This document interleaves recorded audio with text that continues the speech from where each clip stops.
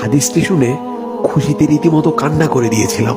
মুসা আলাইহিস সালাতু ওয়াস সালাম একবার আল্লাহ তাআলাকে জিজ্ঞাসা করলেন, আমার অনুসারীদের মধ্যে সবচেয়ে বড় পাপী কে?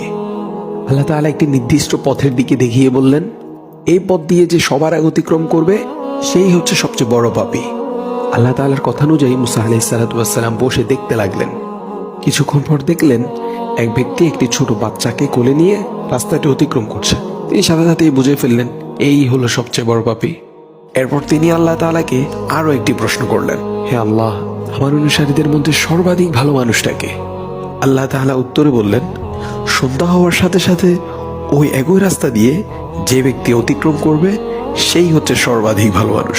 মুসা আলাইহিস সালাতু ওয়াস সালাম সূর্য ডুবার অনেক আগ থেকেই বসে রইলেন। যেই সূর্য ডুবে যেতে লাগলো তিনি দেখলেন সেই সকালের লোকটি ছেলেকে কোলে নিয়ে ফিরে যাচ্ছে।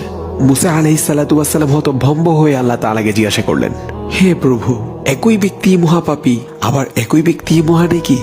আল্লাহ উত্তরে বললেন, হে মুসা, এই ব্যক্তি সকালে যখন তোমার সামনে দিয়ে তার ছেলেকে নিয়ে জঙ্গলে প্রবেশ করছিল তখন কোলের ছেলেটি বাবাকে জিজ্ঞাসা করেছিল, আচ্ছা বাবা, এই জঙ্গলটি কত বড়?